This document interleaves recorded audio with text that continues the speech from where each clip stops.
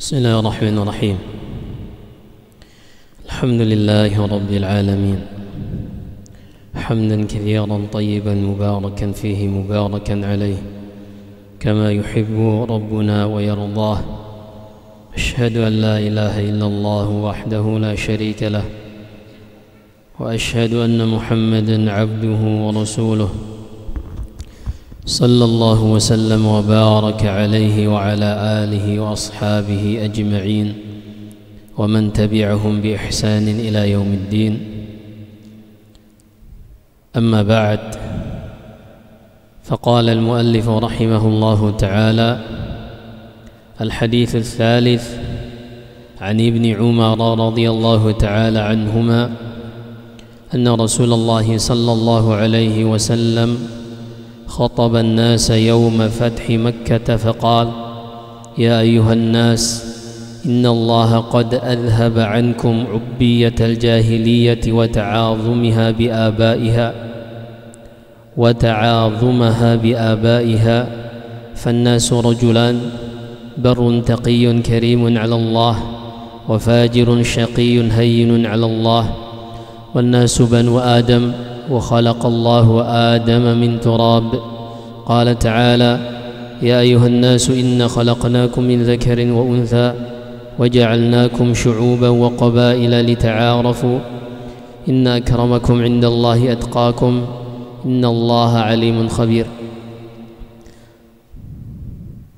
Berkata Syekh Abdul Aziz Sadhan hafizahullah ta'ala waffaqah, hadis yang ketiga dari Ibni Umar, Abdullah Ibni Umar Ibni Al-Khattab Ibni Nufail Ibni Abdul Uzza Ibni Riyah Ibni Abdullah Ibni Qurt Ibni Razah Ibni Adi Ibni Ka'b Ibni Lu'ay Ibni Ghalib Ibni Fihr Ibni Malik Ibni Nadhr Ibni Kinanata Ibni Khuzaimah Ibni Ilyas Ibni Mudrikata Ibni Khuzaimah Ibni Mudrikata Ibni Ilyas Ibni Mudhar Ibni Nizar Ibni Ma'ad Ibni Adnan.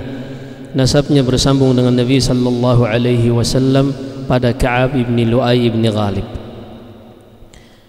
anak dari khalifah yang kedua dari khalifah Rasulullah sallallahu alaihi wasallam, Abdullah Ibni Umar, yang nanti biografinya kita ambil insyaallah pada hadis di Sahih Bukhari dalam Kitabul Iman, dalam sabda Nabi sallallahu alaihi wasallam: inna minasy syajarati syajaratan la yasqutu waraqaha wa innaha mathalul mu'min. Insyaallah pada babnya biidznillah taala. Dari Abdullah bin Umar, semoga Allah Subhanahu wa taala meridai ia dan ayahnya, Rasulullah sallallahu alaihi wasallam pada Fathu Makkah tahun ke-8 Hijriah pada bulan Ramadan, tahun ke-8 Hijriah pada bulan Ramadan, dan sebabnya adalah dikarenakan Khuza'ah yang merupakan halif Quraisy dalam ada perjanjian Al-Hudaybiyah pada tahun 6 Hijriah, yang mana ketika itu Nabi sallallahu alaihi wasallam bermimpi bahwasanya beliau melakukan umrah. Sebagian ada yang mencukur rambutnya, sebagian ada yang menggunduli rambut. Maka Nabi sallallahu alaihi wasallam pun bersama sahabat-sahabatnya pergi melakukan umrah ke Baitullah di Mekah. Kita ringkas ceritanya sampai ketika mereka berada di suatu tempat yang bernama Hudaybiyah. Orang-orang Quraisy mencegat beliau dengan sahabat-sahabat, hingga akhirnya, singkat cerita, terjadi perjanjian antara Nabi kita Muhammad ibni Abdullah sallallahu alaihi wasallam, Rasulullah, dengan Suhail ibni Amr sebagai perwakilan Quraisy. Fasyahid, di dalam perjanjian ini bangsa Arab ketika itu, kabilah Arabiyah, terbagi dua.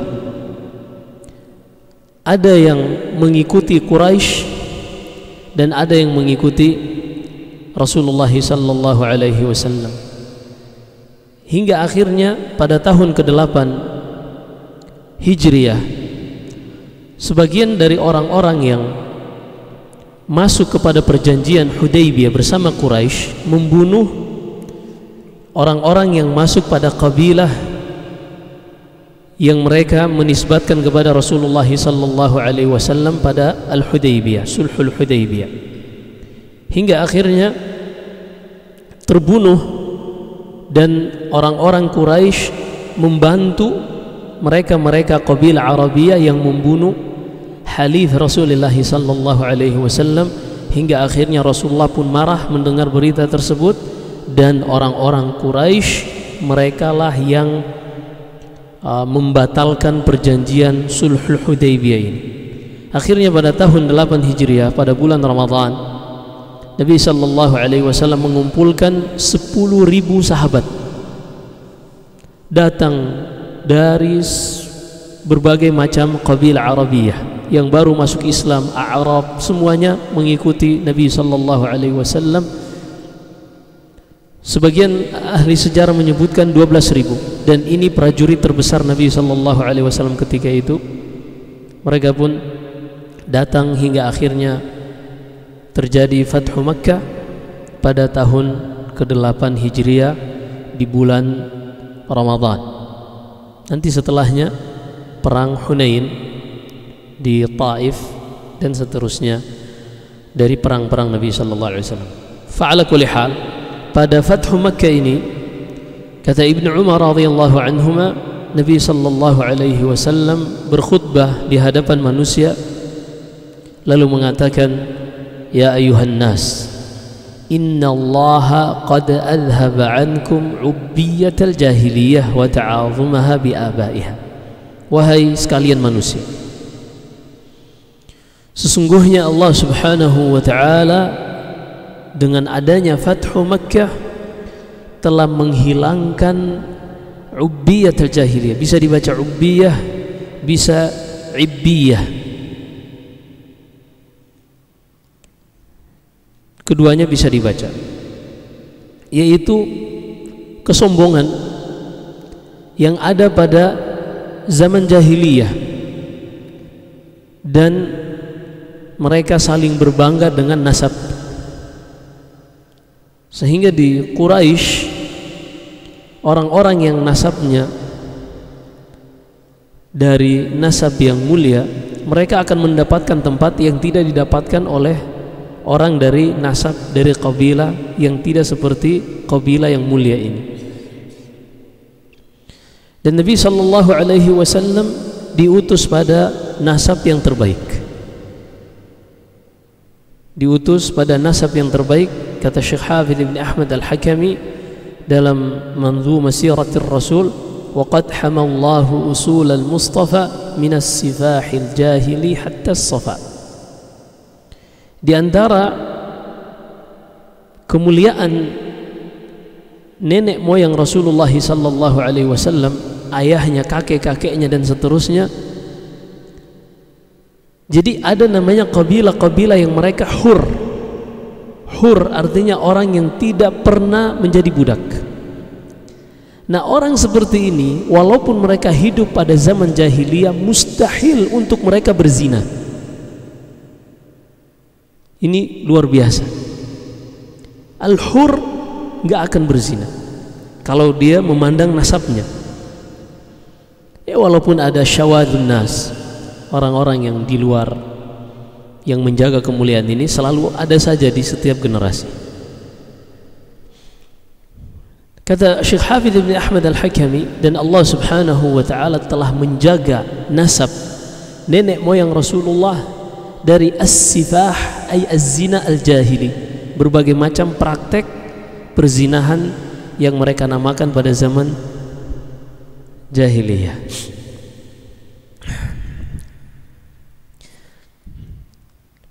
Maka pada hari tersebut Nabi sallallahu alaihi wasallam mengumumkan kepada manusia bahwasanya tidak boleh lagi ada orang-orang yang merasa tinggi dari manusia yang lain dikarenakan nasab. Dikarenakan nasab. berkata, atau di sini Allah Subhanahu wa taala berfirman, kita ingin bawakan syair tapi kita dahulukan firman Allah, inna akramakum indallahi atqakum. Al-hukum al-fasl yang menjadi indikator seorang dikatakan mulia adalah mereka yang paling bertakwa di sisi Allah Subhanahu wa taala. Ada yang merasa tinggi dengan nasabnya, ada yang merasa tinggi dengan jabatannya, ini namanya al-fakhr. Ada yang merasa tinggi dengan hartanya, dan ada yang merasa tinggi dengan keturunannya, artinya anak-anaknya. Ini namanya ubbiyah, kebanggaan yang tidak berdasar, artinya kebanggaan bukan sesuatu yang diusahakan. Ini semua adalah takdir yang Allah Subhanahu wa taala tetapkan. Maka tidak ada yang patut dibanggakan karena semua milik Allah Subhanahu wa ta'ala.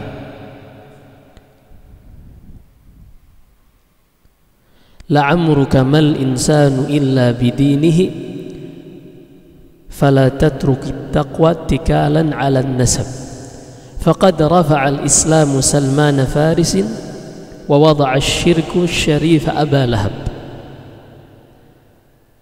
Yang namanya manusia, kata penyair ini, nilainya adalah sesuai dengan kadar ketakwaannya.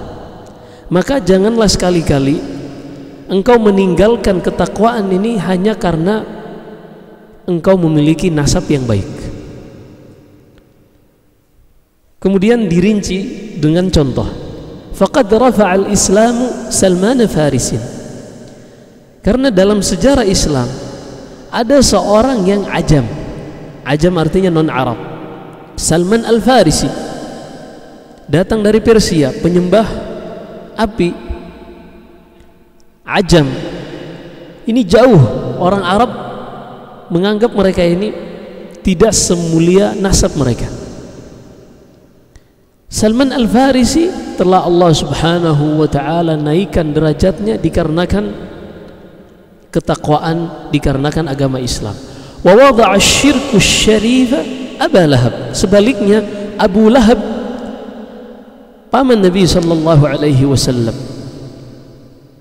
Abu Lahab namanya Abdul Uzza ibni Abdul Muttalib ibni Hashim ibni Abdi Manaf ibni Qusay ibni Kilab sampai kepada Adnan, sampai kepada Ismail ibni Ibrahim alaihi wassalam.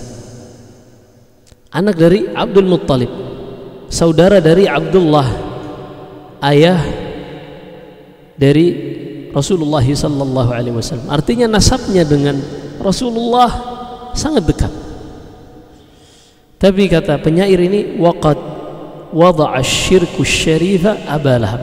Asy-syarif dalam bahasa Arab, dalam istilah Islam, orang-orang yang nasabnya bersambung dengan Nabi sallallahu alaihi wasallam, pada Abdul Muttalib atau pada Hashim. Mereka Banu Hashim dan Banu Abdul Muttalib disebut dengan Ahlul Bait. Ahlul Bait ini dikenal dengan syarif, jamaknya asyraf, yang kalau kita di Indonesia dikenal dengan habib, habaib.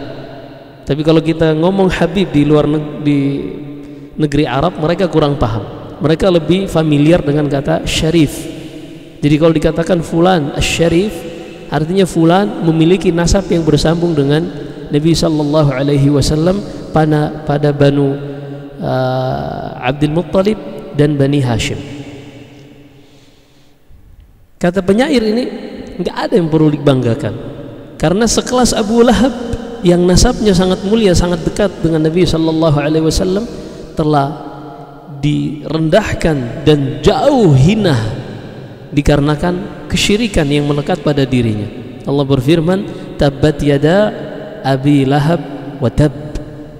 Celakalah kedua tangan Abu Lahab, dan telah celakalah semua yang dilakukan Abu Lahab.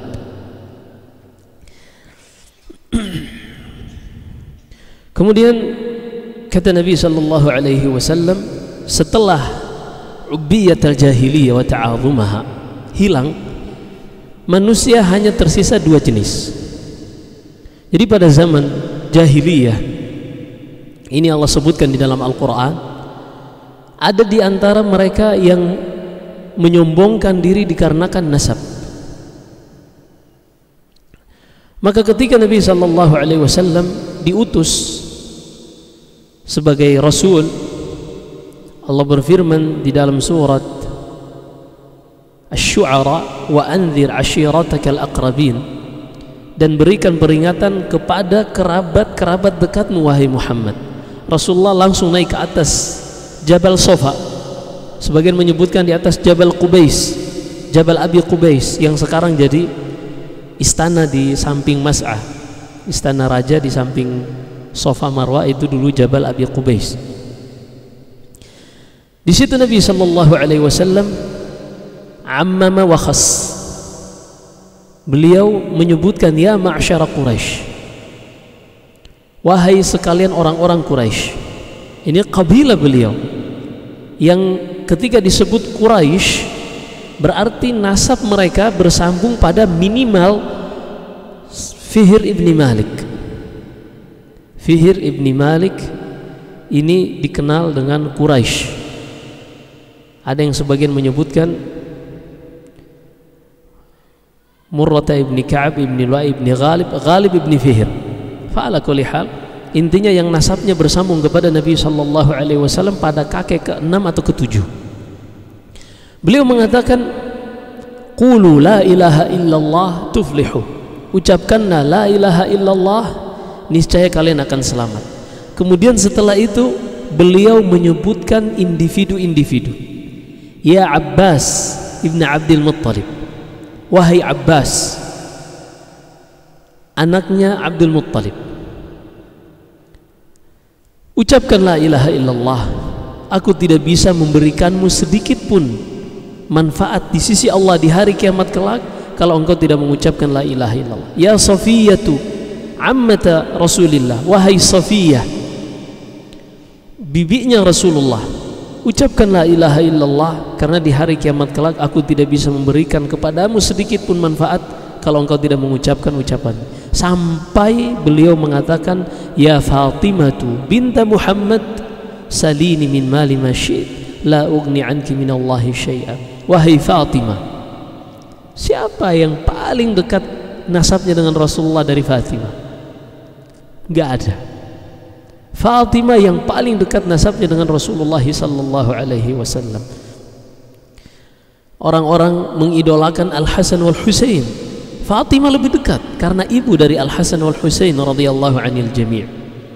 Yang paling dekat nasabnya dengan Rasulullah, tapi apa kata Rasulullah? Ya Fatimah binta Muhammad, wahai Fatimah anaknya Muhammad, mintalah dari hartaku yang engkau inginkan, tapi aku tidak akan bisa memberikan manfaat kepadamu sedikit pun di hari kiamat kelak kalau tidak ada hubungan keimanan. Ini yang dilakukan oleh Rasulullah sallallahu alaihi wasallam. Karena di hari kiamat kelak Allah berfirman di dalam surat Al-Mu'minun, fa idza nufikha fis suri fala ansaba bainahum yawma idzin wa la yatasaalun. Wa nufikha fis suri fala ansaba bainahum yawma idzin wa la yatasaalun. Ketika ditiupkan sangkakala oleh malaikat Israfil, maka ketika itu terputus semua nasab. Tidak ada lagi hubungan seorang membangga-banggakan dengan nasabnya. Bahkan kebanggaan orang-orang jahiliyah yang mereka menyombongkan diri dengan ayah nenek moyang mereka, Allah berfirman di dalam surat Abasa, yauma yafirrul mar'u min akhihi wa ummihi wa abihi wa sahibatihi wa bani. Di hari ketika manusia masing-masing mengurusi diri sendiri, mereka akan berlari dari istrinya, dari anaknya, dari ibunya, dari ayahnya. Likulli imri'in minhum yawma idzin sya'nu yughni. Semuanya sibuk dengan urusan masing-masing. Maka tidak ada yang bisa dibanggakan dari hubungan membanggakan ayahku dulu seperti ini, kakek moyangku dulu seperti ini, kabilahku seperti ini. Semuanya telah dihapus oleh Allah Subhanahu wa ta'ala. Di antara orang-orang jahiliyah juga ada yang membanggakan diri mereka terhadap orang lain dengan harta. Allah berfirman membantah hal ini di hari kiamat kelak di dalam surat Asy-Syu'ara, "Yauma la yanfa'u malun wala banun illa man atallaha biqalbin salim." Di hari kiamat kelak adalah hari harta dan keturunan tidak bermanfaat kecuali orang yang datang kepada Allah dengan hati yang selamat. Apa ini hati yang selamat? Yaitu hatinya orang-orang yang bertakwa. Hatinya orang-orang yang bertakwa. Maka disinilah kita lihat indahnya syariat Islam. Kita tidak dipaksa untuk berkompetisi, berlomba-lomba di dalam beramal pada perkara yang sudah Allah takdirkan, yang kita tidak bisa tambah atau kurangi. Tapi Allah Subhanahu wa ta'ala memerintahkan kita untuk berlomba-lomba kepada sesuatu yang kita semua sama di situ. Illa kecuali perkara-perkara yang memang Allah khususkan. Allah Subhanahu wa ta'ala tidak pernah memerintahkan kita untuk berlomba-lomba di dalam mencari nasab yang baik. Artinya kita memilih orang tua kita. Ini nggak bisa. Ini nggak ada perintah seperti itu. Karena memang ini adalah takdirun mahad, keputusan Allah yang tidak ada campur tangan siapapun. Kita terlahir sebagai seorang Indonesia dari kabilah atau dari ayah yang mana, warna kulit kita seperti apa, bentuk hidung kita seperti apa, nggak ada yang bisa memilih.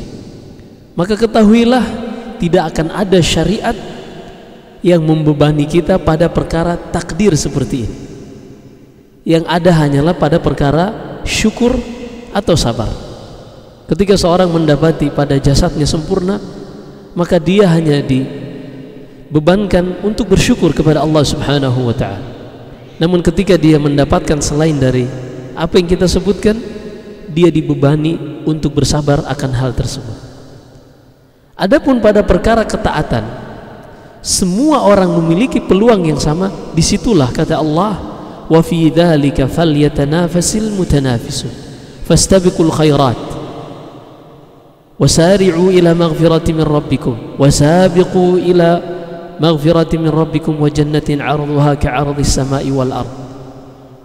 Seperti itulah keindahan syariat Allah Subhanahu wa ta'ala. Karena kita tidak mungkin, dan ini mustahil di dalam syariat Allah, ketika Allah membebani kita dengan syariat yang kita tidak sanggupi. Ini mustahil.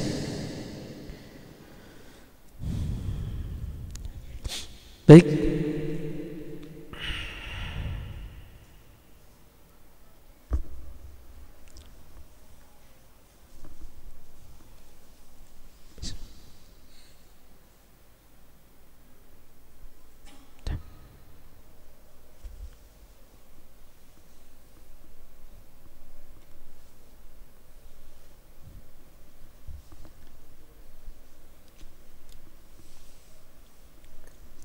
Nah, kata Rasulullah sallallahu alaihi wasallam, "Fannasu rajulan." Maka setelah kita mengetahui bahwasanya yang menjadi indikator kemuliaan bukan pada hal-hal yang kita sebutkan tadi, namun pada at-taqwa, maka ketahuilah manusia itu hanya terbagi menjadi dua bagian. Yang pertama, barrun taqiyyun karimun 'ala Allah. Seorang hamba yang bar ini disebutkan adalah seorang, atau kita baca ucapan penulis biar tidak berulang. Sering kita baca kemudian kita baca lagi tulisan syarah dari penulis sehingga berulang. Qauluhu qad adhaba ankum, ucapan penulis, siapa yang punya buku bisa dilihat. Ucapan penulis, sabda Nabi sallallahu alaihi wasallam, sesungguhnya Allah telah menghilangkan dari kalian fihi kamalu dinil islami wa annahu qad dalla ala kulli mahmudin wa naha an kulli madhmum. Di dalam penggalan hadis ini terdapat kesempurnaan Islam, dan bahwasanya perintah yang ada di dalam Islam ini semuanya menunjukkan kepada perkara yang terpuji, dan semua larangan yang ada di dalam Islam adalah larangan untuk tidak terjatuh ke dalam perkara yang tercela. Wa qawluhu ubbiyatul jahiliyah. Qala al-Imam Ibn al-Athir rahimahullah, yani al-kibr. Makna ubbiyah al-jahiliyah, khisal, kebiasaan jahiliyah, disebutkan maknanya oleh Ibn al-Athir adalah kesombongan.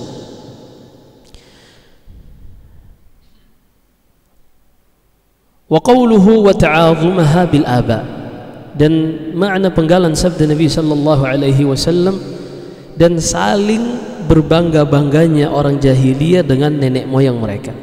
Fihi dhammu at-ta'adhum wa at-tafakhur bil aba wal ansab ala sabil at-takabbur atau tanaqqusul akharin. Di dalam penggalan hadis ini terdapat celaan untuk berbangga-bangga atau menyombongkan diri dengan ayah atau nasab, dengan nenek moyang atau nasab, dengan tujuan untuk memperlihatkan kehebatan diri, kesombongan, atau untuk merendahkan orang lain.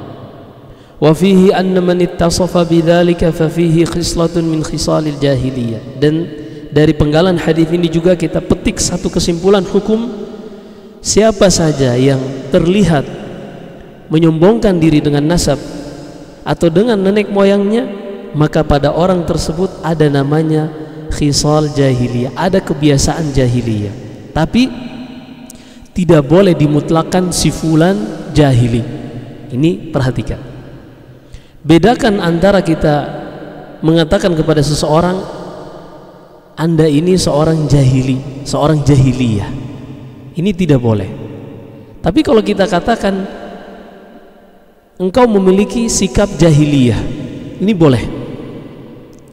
Di dalam Kitabul Iman, nanti kita lewati dalam hadis Abu Dzar, suatu ketika Ma'rur, seorang yang meriwayatkan hadis ini dari Abu Dzar, marartu bi Abi Dzarrin fi Rabadah wa ma'ahu hullah wa ma'a ghulamihi hullah. Suatu ketika aku di suatu tempat Rabadah melewati Abu Dzar, ia bersama budaknya. Anehnya, kata Ma'rur, aku melihat Abu Dzar mengenakan pakaian hullah, pakaian yang indah, sama dengan yang dipakai oleh budaknya. Ini bukan kebiasaan. Biasanya yang dipakai tuannya lebih bagus daripada sang budak. Tapi kok Abu Dzar memakai pakaian yang sama dengan budaknya? Sama-sama artinya pakaian tersebut layak untuk Abu Dzar. Untuk kelas budak itu luar biasa. Tapi kenapa Abu Dzar memakaikan pakaian ini kepada budaknya? Fasa'altuhu an dzalik, kata Ma'rur, aku pun menanyakan hal tersebut kepada Abu Dzar. Faqala inni sababtu rajulan fa'ayyartuhu bi ummi. Faqala li Rasulullah sallallahu alaihi wasallam, ya Aba Dzar, innaka mru'un fika jahiliyah. Ikhwanukum khawalukum ja'alahumullahu tahta aydikum. Faman kana akhuhu tahta yadi falyut'imhu mimma ya'kul wal yulbishu mimma yalbas wala tukallifuhum ma la yutiqun fa in kallaftumuhum fa'a'inuhum. Kata Nabi sallallahu alaihi wasallam, kata Abu Dzar, kenapa aku melakukan hal tersebut? Kata beliau, suatu ketika aku pernah bertengkar dengan seorang budak. Fa'ayyartuhu bi ummih, maka aku pun mempermalukan orang tersebut dengan ibunya. Karena kita pernah merinci di sini hukum tentang perbudakan. Kapan seorang budak melahirkan anak yang merdeka dan kapan seorang budak melahirkan anak yang tetap dihukumi budak. Pernah kita bahas pada pelajaran Al-Faraid. Kita tidak ulangi. Intinya, Kata Abu Dzar, fa'ayyartuhu bi ummih. Aku pun mempermalukan orang ini dengan ibunya, karena budak dinasabkan kepada ibunya. Lalu Nabi SAW mendengar hal tersebut, mengatakan kepadaku, wahai Abu Dzar, engkau ini pada dirimu terdapat kebiasaan jahiliyah. Innaka mru'un fika jahiliyah. Perhatikan, bukan anta jahili, tapi fika jahiliyah. Bukan engkau seorang jahiliyah, bukan, tapi pada dirimu terdapat sifat jahiliyah. Ini dibedakan. Lalu kata Rasulullah, ikhwanukum khawalukum ja'alahumullahu tahta aydikum. Budak-budak kalian, tidak ada kelebihan kalian dibanding mereka, hanya dikarenakan Allah takdirkan kalian lahir dalam keadaan merdeka dan mereka lahir dalam keadaan budak. Gak ada yang lebih dari hal itu. Nanti akan dilanjutkan dalam hadis ini, an-nas semuanya, wan nasu banu Adam. Manusia itu adalah keturunan Adam. Wa khalaqallahu Adam min turab. Dan Allah menciptakan Nabi Adam dari tanah. Semuanya asal kita sama. Yang membedakan hanya penilaian masyarakat, tekanan strata sosial di masyarakat. Ini yang membedakan. Masyarakat memandang orang yang kaya, dia yang tinggi derajatnya, hingga terbentuk mindset bahwasanya orang yang kaya itulah yang mulia. Masyarakat membentuk mindset kita untuk berpikir orang yang pejabat lebih mulia dibanding rakyat jelata. Ini hanyalah tekanan dari mindset yang dibentuk oleh kebiasaan masyarakat. Adapun asalnya kita semua adalah tanah. Tidak ada yang melebihi seorang dari orang yang lain kecuali dengan ketakwaan. Lalu kata Nabi SAW, tidak ada perbedaan kalian dengan para budak-budak ini, akan tetapi Allah Subhanahu wa taala berikan wewenang kepada kalian. Faman kana akhuhu tahta yadihi, maka barang siapa yang saudaranya, yaitu dia memiliki budak, falyut'imhu mimma ya'kul, hendaklah dia memberi makan budaknya dari apa yang dia makan. Waliyulbishu mimma yalbas, hendaknya dia memakaikan budaknya apa yang dia pakai. Inilah yang langsung dilakukan oleh Abu Dzar radhiyallahu taala an. Dan para ulama mengkiaskan ini untuk seorang bos, pemilik perusahaan yang memiliki karyawan. Baik. Kemudian kata Nabi sallallahu alaihi wasallam, yang pertama, seorang itu barrun taqi, seorang yang baik, yang mulia, yang bertakwa di sisi Allah Subhanahu wa taala. Ini jenis manusia yang pertama. Wa fajirun syaqiyun hayyinun 'ala Allah. Tadi kita baca di sini ya. Syahid dari apa yang kita bawakan kisah Abu Dzar tadi, tidak boleh seorang mengatakan saudaranya dengan jahiliyah secara mutlak. Adapun dia mengatakan fika jahiliyah, engkau ini memiliki kebiasaan jahiliyah, maka ini boleh-boleh saja. Nah, wa qawluhu barrun taqiyyun karimun 'ala Allah wa fajirun syaqiyyun hayyinun 'ala Allah fihi anna mizan at-tafadhul lil haqq bainan nasi bittaqwa inna akramakum indallahi atqakum. Pada penggalan sabda Nabi sallallahu alaihi wasallam, manusia itu hanya ada dua jenis di sisi Allah. Yang pertama manusia yang baik, yang bertakwa dan mulia di hadapan Allah, dan manusia yang bejat, yang sengsara dan hina adalah di sisi Allah Subhanahu wa taala. Artinya hanya ada dua jenis manusia, yang mulia di sisi Allah dan yang hina di sisi Allah Subhanahu wa taala. Dikarenakan yang pertama mulia karena kebaikannya, ketakwaannya, yang kedua hina dikarenakan perbuatan yang bejat. Di dalam penggalan hadis ini terdapat indikator yang hakiki di dalam menilai orang lain.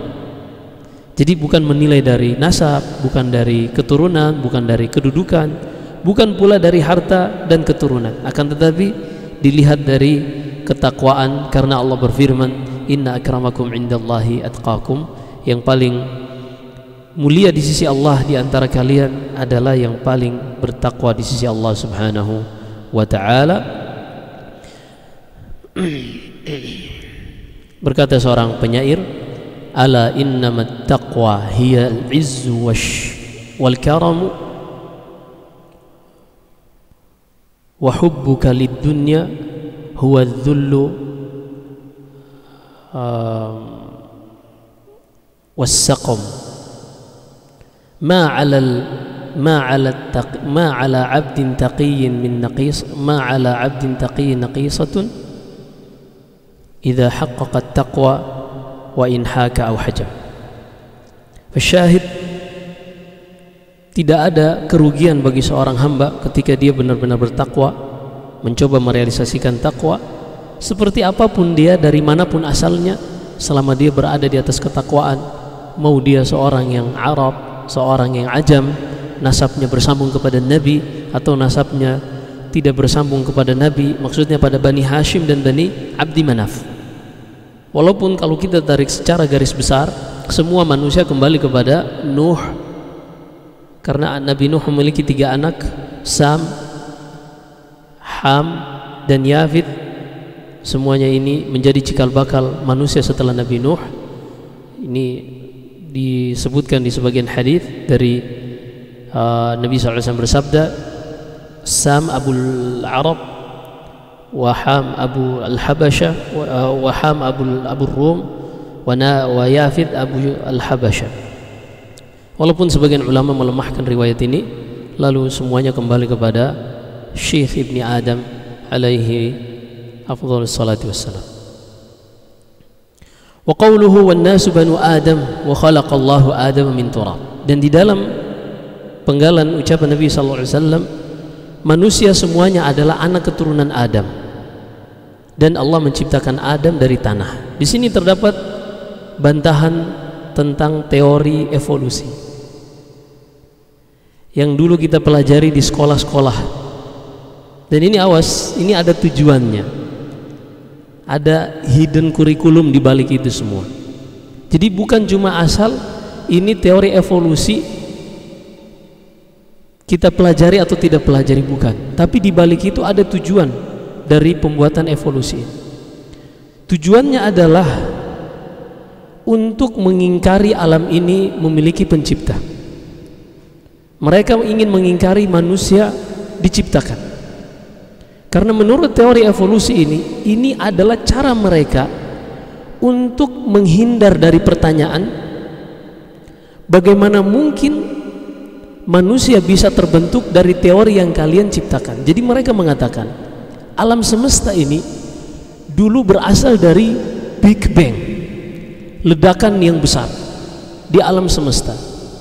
Dari ledakan itu terbentuk planet-planet, hingga ada satu planet yang di situ memiliki air dan memungkinkan untuk makhluk hidup tumbuh. Kita lanjutkan setelah adzan insyaallah.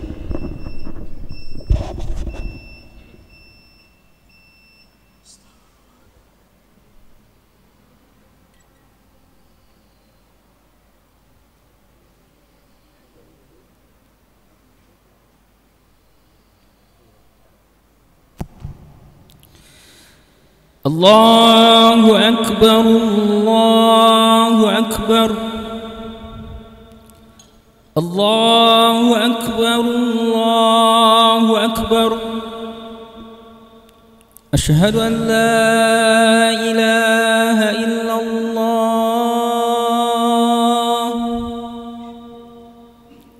asyhadu an la ilaha illallah.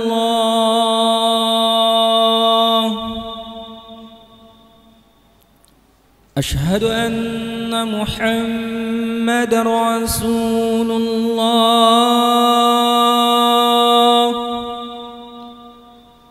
أشهد أن محمد رسول الله.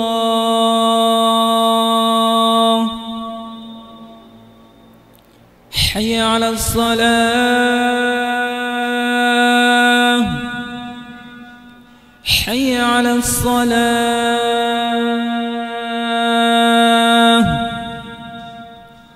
حي على الفلاح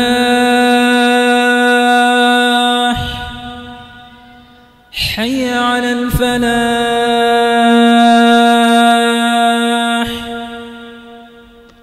الله أكبر الله أكبر لا إله إلا الله صل على محمد وعلى آل محمد كما صليت على وبارك على محمد وعلى آل محمد كما باركت.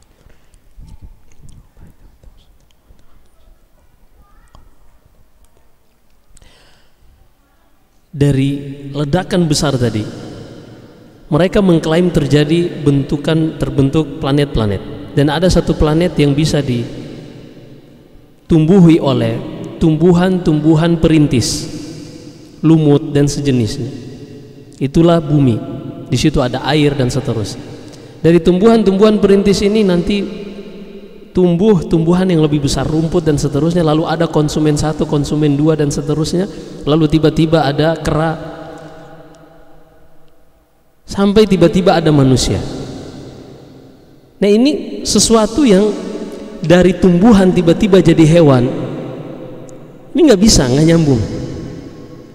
Lalu bagaimana caranya? Apalagi dari oke lah, misalnya tiba-tiba ada hewan, entah bagaimana caranya, dari ledakan tadi ada hewan, terus tiba-tiba ada manusia. Ini mentok cara berpikir sampai di sini. Karena kan orang-orang ateis ini biasa menggunakan akal. Tapi akal kita mentok, kok bisa tiba-tiba dari hewan-hewan yang banyak tiba-tiba ada manusia. Lalu mereka mengatakan, oh terjadi yang namanya evolusi. Nah, ini hati-hati evolusi. Tujuannya adalah untuk mengajak manusia agar tidak percaya di sana ada namanya Tuhan. Tapi evolusi ini dari kera ke manusia.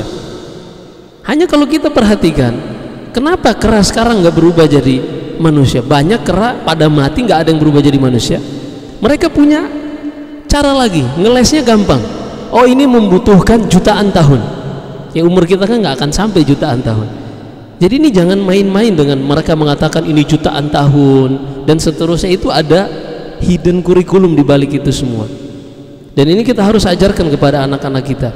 Apalagi mungkin kalau sekolah-sekolah yang terpaksa harus memasukkan kurikulum umum seperti ini harus diajarkan, ditanamkan bahwasanya ini adalah kurikulum yang salah. Sya'am aba. Siapapun yang komplain tetap batil adalah batil. Kok boleh dipelajari? Ya, banyak perkara yang batil harus kita pelajari. Ta'allamtu syarra la lisyarri walakin litawaqqih wa man lam ya'rifi syarra minal khairi yaqa' fih. Seorang penyair mengatakan, aku mempelajari perkara yang salah bukan untuk melakukan kesalahan tersebut, tapi untuk menjauhinya. Karena siapa saja yang tidak menjauhi kejelekan dari kebaikan, maka potensi untuk terjatuh ke dalam kejelekan tersebut sangat besar. Baik, kita selesaikan. Maka ini ucapan Nabi sallallahu alaihi wasallam, wan nasu banu adam wa khalaqallahu adam min turab. Pertama, untuk mengikis kesombongan kita. Artinya apa yang kita ingin banggakan terhadap saudara kita yang lain? Toh kita semua sama-sama anak Adam, dan Adam diciptakan dari tanah. Nggak ada yang melebihi hal tersebut.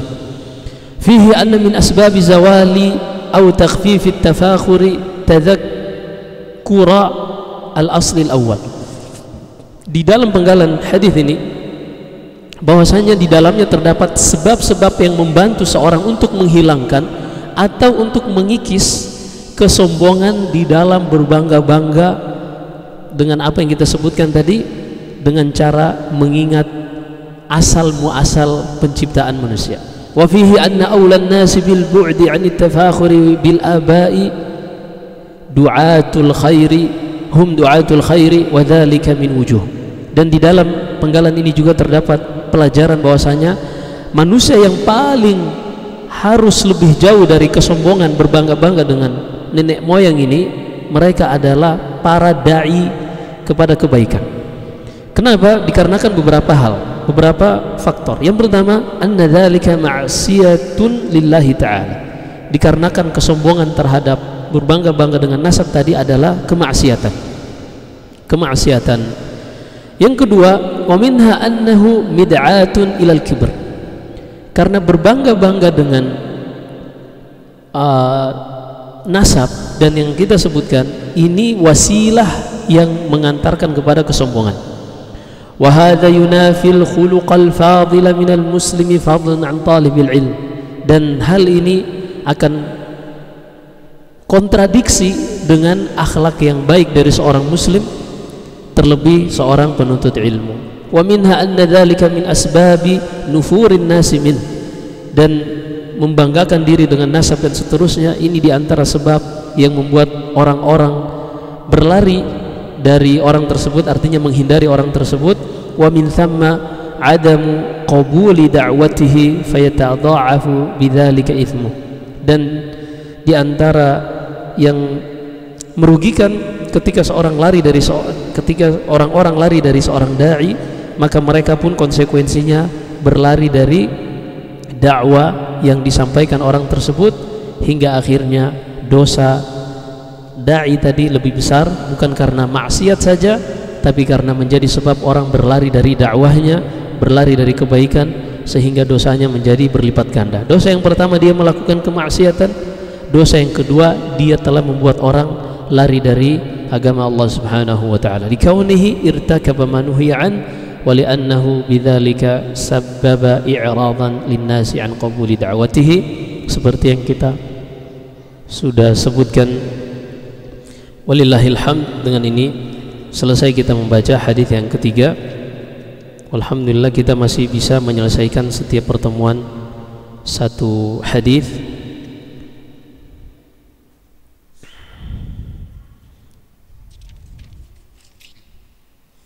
Nah, pada hadis berikutnya, ini hadis yang sangat baik, khususnya untuk para pemuda, anak-anak remaja, karena hadis ini diriwayatkan oleh Malik bin al-Huwairits pada masa beliau masih muda.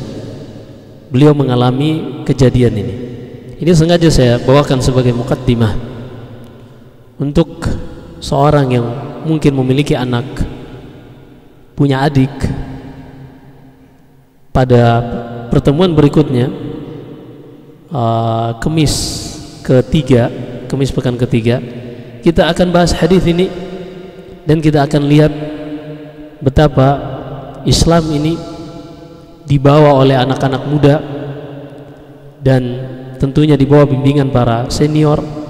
Tapi semangat muda inilah yang membuat ilmu ini tersebar. Nanti kita akan bawakan insyaallah pada pertemuan yang berikutnya ini bagaimana Malik bin al-Huwairits dengan sahabat-sahabatnya ketika masa muda mereka, dan kita akan bawakan beberapa contoh dari anak-anak muda yang mengubah sejarah Islam. Ini agar menjadi motivasi bagi kita, bagi anak-anak kita, dan bagi saudara-saudara kita. Karena di hari-hari ini, nasallahu salamul afiyah, dengan terbukanya media sosial, kita disuguhkan dengan perkara-perkara yang safilah, perkara-perkara yang rendah, perkara-perkara yang muslim tidak pantas untuk mengomentari perkara tersebut, apalagi untuk membagikannya. Yang hari-hari ini kita lihat orang yang menampakkan auratnya di jalan, di zebra cross dengan pose yang wallahu alam seperti apa, justru di blow up oleh media, dan seakan-akan semua anak muda ingin seperti mereka. Juga para artis-artis fujar wal fusaq, mereka pun berlomba-lomba untuk mengambil andil di tempat tersebut, entah itu tujuan memperbanyak followers dan seterusnya, atau ingin up to date dan seterusnya. Mereka pun datang menjadi panitia sosial semua untuk membangkitkan, seakan-akan semua orang ingin, saya ingin menjadi seperti itu. Nasallahu salamul afiyah. Padahal sisi gelapnya, nggak perlu sisi gelapnya, sisi terangnya aja sudah gelap. Tampil dengan pakaian yang membuka aurat.